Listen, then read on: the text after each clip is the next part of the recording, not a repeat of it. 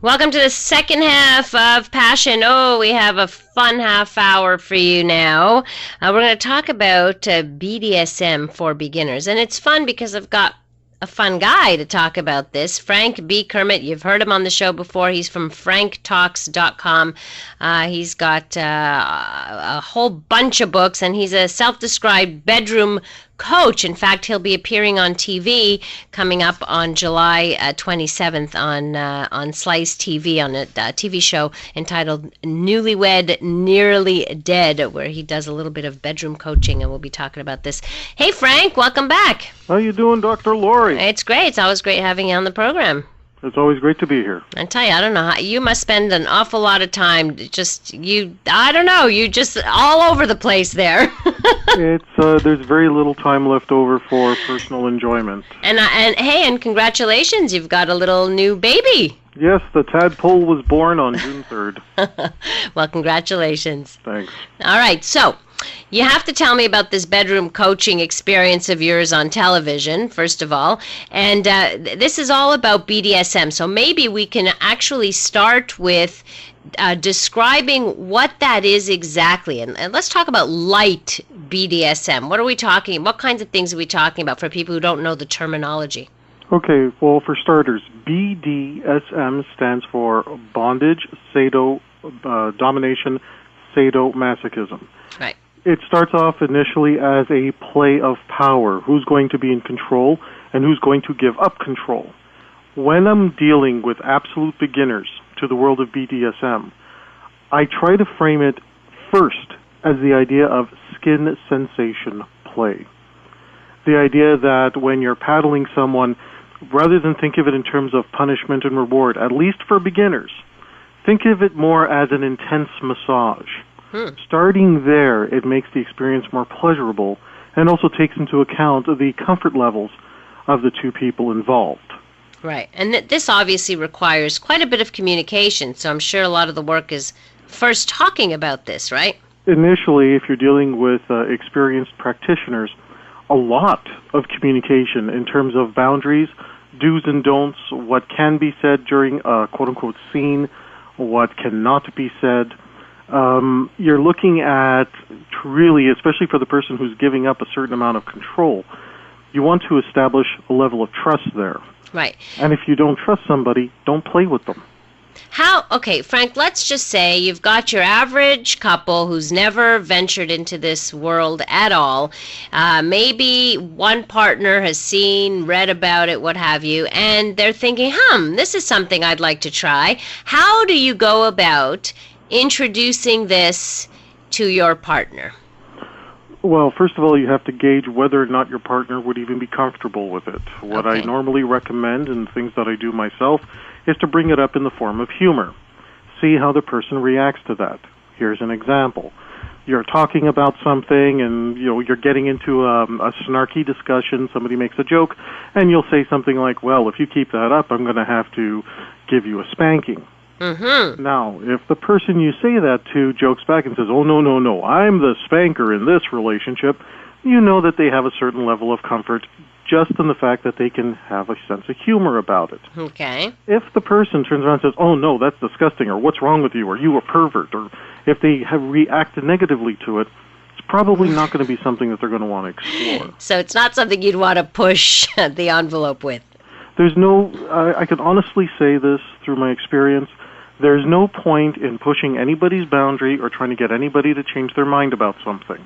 There's too many people out there already willing to participate. Right. Except that what if you're in a relationship and you want to spice things up, and that's the idea of one person. I mean, I'm hoping that people have developed, if they're in relationships and long-term relationships, at least a level of intimacy where this kind of thing can be brought up without feeling threatened either. Exactly. Now, if we're talking about monogamous relationships where you're not going to experiment sexually with anyone else, if you can't even bring it up with your partner, your problem isn't that you need to spice up the relationship. You have a communication problem. That's a fundamental issue. Right. And this just becomes a symptom of that problem. Well, it's interesting because end of last week we talked about a study that looked at what makes great sex in long-term relationships, and it didn't have anything to do with spicing it up. It had to do much more with connection and communication. But it's also in those same couples that are willing to experiment and let themselves go and be a little more adventurous and a little more daring when they had all of those other elements. Exactly. Unfortunately, not everybody is open to that because some of them have personal issues with their own intimacy. And when they bring it into a relationship, they may be looking for something that they can predict. And when you bring something like BDSM into the environment, it becomes something that is unknown, and that could be terrifying for people. Right. And it can be terrifying, especially if there's a history of some kind of sexual trauma, right? Exactly. One of the issues that does come up when I'm talking to people is that one of the couple may have a history of sexual abuse. Right. And their partner wants to experiment with some form of BDSM. This might trigger bad memories. Their partners who brought it up may not even know about their sexual past. So there are things that I would suggest to someone who has been sexually abused that would want to experiment with BDSM. Now, the first rule is if you don't want to experiment with it, regardless of the reason, don't do it. Okay. If you are willing to try it and you have been sexually abused, I often recommend for the person who has been abused to, for the first experience, play the role of the submissive so that at some point in the quote-unquote scene, from the time you start practicing BDSM to the time you stop, you actually, for the person who has been abused, they go through the process of saying stop. They go through the process of saying, no more, I want to stop it now. This breaks the repeating behavior pattern that they suffered in the past where they didn't have the power to say stop. Right. So this gives them back control. Exactly. Right. What I've often found is that when someone has been sexually abused and they take on the role of the dominant, although they can go through the scene usually from the beginning to the end, which may or may not include sex at the end of the scene, afterwards they struggle with it because they feel that they're now identifying with their abuser. Right. And this causes a lot of feelings of guilt, remorse, anger, resentment at their partner. And this is where I always suggest, well, if you have been abused, take the role of the submissive initially so that you get used to the idea that as a submissive now, since you have the power to stop, this is where you now separate the new sexual experience with your new partner from the abusive past. Very important to be aware of all these things and how it plays out. But coming up, I want to talk about just for your average couple. I mean, you've been saying the word, the scene, and all of these things, but does it have to be so elaborate? I want to start with the most basic things that people can do that are pretty much BDSM, but truly for the newbie, the very newbie. So we'll do that coming up with Frank B Kermit.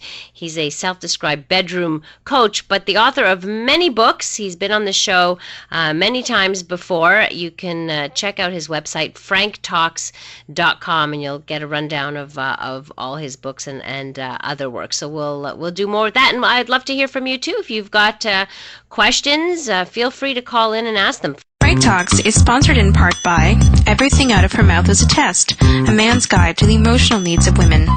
Ladies, do you want the man in your life to understand you on your level? Do you want your man to be able to listen to and address all of your emotional needs?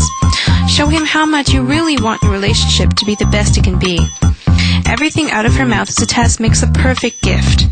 The book, written by a man, for men, is endorsed by every woman that reads it. This book is a guide for men to understand exactly what a woman means.